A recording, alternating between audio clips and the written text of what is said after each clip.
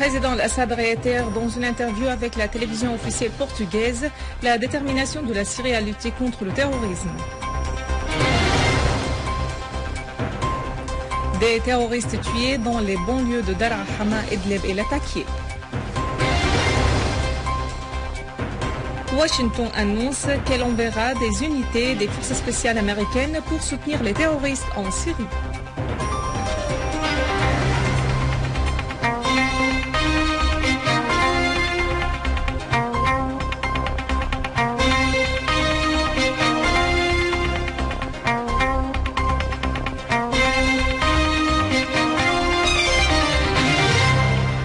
Mesdames et messieurs, bienvenue à vous tous à ce bulletin.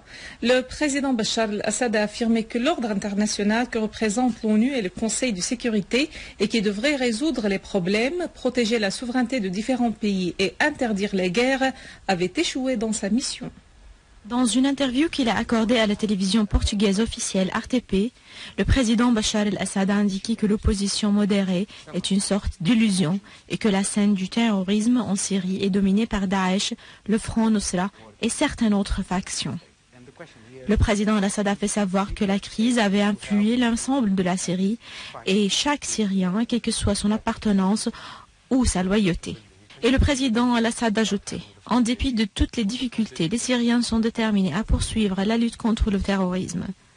De même, le président al-Assad a fait allusion à la différence entre ce qui s'était passé à Moscou et à Genève, disant « Nous disposons de points communs avec certains partis de l'opposition qui ont été invités à Moscou, lesquels ont constitué un début du dialogue qui durerait pour longtemps. » Quant à la visite de parlementaires français et si elle était organisée ou surprenante pour lui, le président al-Assad a assuré qu'elle n'était point surprenante et que cette délégation n'était pas la première qui visite la Syrie, soulignant à cet effet les différentes délégations de la France et d'autres pays qui avaient visité la Syrie.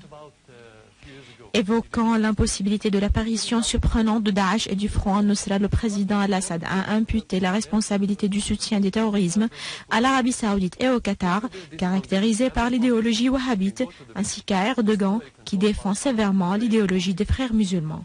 Questionné sur l'appui de l'armée syrienne aux Kurdes, le président al-Assad a confirmé le soutien des Kurdes avant la question d'Ain Arab, affirmant que nous disposons de documents sur les armes, que nous les envoyons, en plus des raids aériens et de bombardements.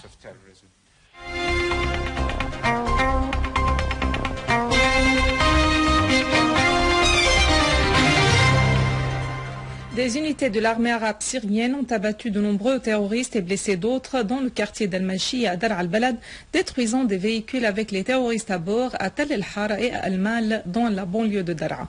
Dans la banlieue de Hama, des unités de l'armée arabe syrienne ont détruit des véhicules avec les terroristes à bord à Kafarzita, Sayyad et Latamne. Dans la banlieue nord de Latakia, l'armée arabe syrienne a neutralisé plusieurs terroristes à Doril et Ido, détruisant nombre de leurs caches et véhicules. Dans la banlieue des unités de l'armée arabe syrienne ont tué et blessé plusieurs terroristes à Al-Houta, Qara al-Ghazal, Majas al-Shweiha et Khan Sheikhoun.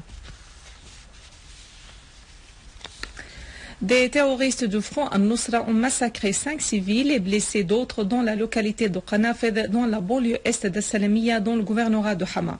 Une source de commandement de la police de Hama indiquait que des groupes terroristes armés s'étaient infiltrés à partir du village d'Al-Hjele vers la partie nord du village de Qanafed, assassiné 5 personnes, dont 2 enfants, et blessé d'autres. La même source a ajouté que les terroristes avaient kidnappé une dame et sa fillette, mis le feu dans les maisons et volé les biens. La source a indiqué que les habitants s'étaient accrochés avec les terroristes et avaient abattu un parmi eux. Le gouverneur de Homs, Talal Barazi, a assuré que le gouvernement syrien accueille favorablement tout rôle positif pour stabiliser la patrie. À l'issue de sa rencontre avec le secrétaire général adjoint de l'ONU à la sûreté et à la sécurité, Peter Drennan, Barazi a indiqué que la visite de Drennan au gouvernorat s'inscrit dans le cadre des visites menées par les organisations de l'ONU pour prendre connaissance de l'ampleur de la destruction laissée par le terrorisme à Homs et des pas accomplis dans les réconciliations nationales et la stabilisation de certaines zones. Barazi a affirmé que les réconciliations qui ont lieu à Homs s'appuient sur le dialogue intersyrien sans une contribution directe de la part de l'ONU.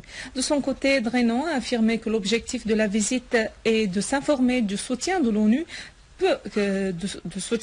que l'ONU peut apporter au gouvernement syrien afin de faire parvenir les aides humanitaires aux personnes qui en ont besoin.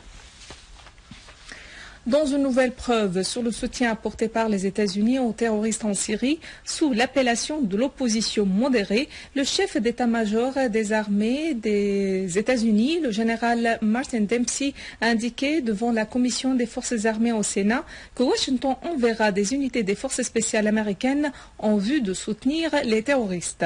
Il a souligné que ce pas est nécessaire pour les États-Unis dans le but de réaliser leur objectif. Cette position a été adoptée quelques jours après le lancement par Washington d'un programme particulier pour entraîner 1200 terroristes dans des camps établis dans des pays agents dans la région, notamment l'Arabie Saoudite, le Qatar et la Turquie. À noter que les déclarations de Dempsey ont été données quelques jours après l'annonce par le général américain à la retraite John Allen que les États-Unis protègent ceux qu'ils entraînent et arment au moment où ils combattront sur le terrain. En Irak, l'armée poursuit ses opérations dans la libération de la ville de Tikrit, dernier fief de Daesh à Salah ad-Din. 10 terroristes de Daesh, dont un de nationalité saoudienne, ont été liquidés alors que 7 véhicules sont détruits dans des opérations de l'armée irakienne à Taïs, Boutalha et Sheikh Mohammed à Salah ad-Din. L'armée irakienne a procédé également à la libération du pont stratégique d'Al-Karama et l'usine de fabrication militaire au sud d'Al-Ramadi et la neutralisation des dizaines de terroristes de Daesh. En Libye, l'armée libyenne a infligé de lourdes pertes au groupe terroriste armé qui tentait de mener une agression à Benghazi. Les chasseurs bombardiers de l'armée libyenne ont bombardé pour la 3e fois en 24 heures la base aérienne d'Al-Maïtiqa à Tripoli où s'étaient retranchés des groupes terroristes.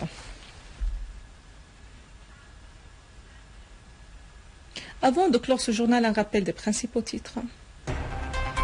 Le président Al-Assad réitère dans une interview avec la télévision officielle portugaise la détermination de la Syrie à lutter contre le terrorisme. Des terroristes tués dans les banlieues de Daraa, Hama, Idlib et Latakia. Washington annonce qu'elle enverra des unités des forces spéciales américaines pour soutenir les terroristes en Syrie. Mesdames et messieurs, c'est la fin de notre édition. Pour la revoir, visitez notre site web syriaonline.sy. Merci à vous, merci à toute l'équipe. Au revoir.